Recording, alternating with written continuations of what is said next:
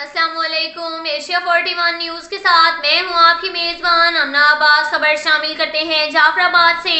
ڈیرہ لیار کے قریب گاؤں مرحوم علامت الدین کھوسہ درگاہ سید بابا مست خیر شاہ جیلانی کا عرس سالانہ عرس مبارک 16 اور 17 اگست منگل اور بدھ کو دو دن بڑے عقیدت و احترام کے ساتھ منایا جائے گا، جس کی تیاریاں زور و شور سے جاری ہیں۔ عرس مبارک کے موقع پر درگاہ کے گدی نشین سید علی حیدر شاہ، سجادہ نشین سید اختر شاہ لنگر و نیاز تقسیم کریں گے۔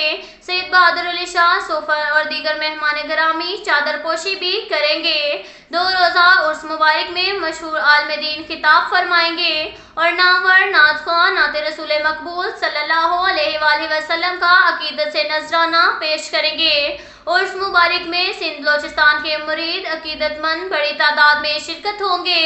اس عرس مبارک میں لنگر فی سبیل اللہ کا بھی اہتمام کیا جائے گا۔ اس کے ساتھ ساتھ ایک اور خبر شامل کرتے ہیں ڈیرہ مراد جمالی سے۔ کمشنر نصیر آباد ڈویژن فتح خان خجک نے کہا، ملک کو سرسبز و شاداب رکھنے کے لیے پودے لگانا انتہائی اہمیت کے حامل ہے۔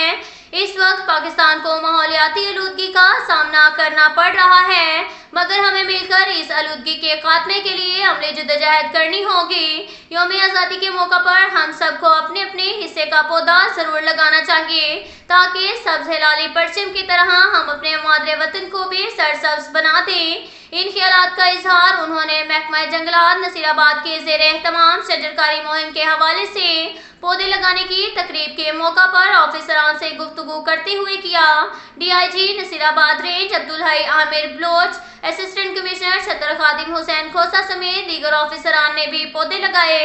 اس موقع پر نائب ناظم جنگلات عبدالنعیم لہڑی نے کمشنر کو بتایا کہ ضلع نصیر آباد میں شجرکاری مہم کے حوالے سے لوگوں میں مفت پودے تقسیم کیے جا رہے ہیں۔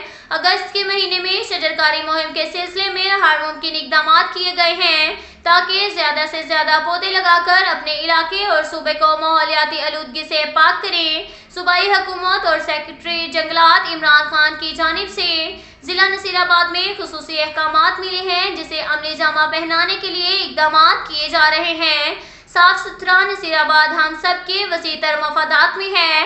محکمہ جنگلات شجرکاری مہم کو کامیابی سے ہمکنار کرنے کے لیے ہر ممکن اقدامات کو یقینی بنایا جا رہا ہے۔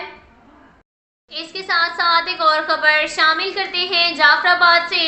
صوبت پور کی تحصیل سعید احمد کندرانی کے رہائشی بزرگ نیاز محمد کندرانی اور بشیر احمد کندرانی نے میڈیا سے گفتگو کرتے ہوئے کہا کہ گورنمنٹ بوائز اسکول دینار خان کندرانی اور گورنمنٹ گرلز پرائمری اسکول دھنی بخش کندرانی، جو کہ عرصہ 20 سال قبل محکمہ ایجوکیشن کی جانب سے دونوں اسکولوں کی بلڈنگ بنائی گئی تھی اور عرصہ 15 سال سے دونوں اسکولوں کی مرمت کا کام نہ ہونے کی وجہ سے حالیہ دنوں بارشوں سے اسکولوں کی عمارتوں کی چھتیں گر جانے کے ساتھ ساتھ چار دیواریں بھی گر گئی، جس کی وجہ سے بچے کھلے آسمان تلے تعلیم حاصل کرنے پر مجبور ہیں۔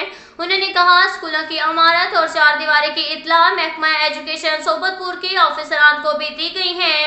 انہوں نے ایم پی میر محمد سلیم خان کھوسہ، ڈپٹی کمشنر صوبت پور اور محکمہ ایجوکیشن کے اعلیٰ حکام سے پرزور مطالبہ کرتے ہوئے کہا کہ دونوں اسکولوں کی عمارت اور چار دیواری کے لیے جلد از جلد فنڈز ریلیز کر کے دونوں اسکولوں کی گری ہوئی عمارتوں کی مرمت کا کام جلد شروع کیا جائے، تاکہ علاقے کے سینکڑوں بچے اور بچیاں جو کہ کھلے آسمان تلے تعلیم حاصل کرنے سے بچ جائیں۔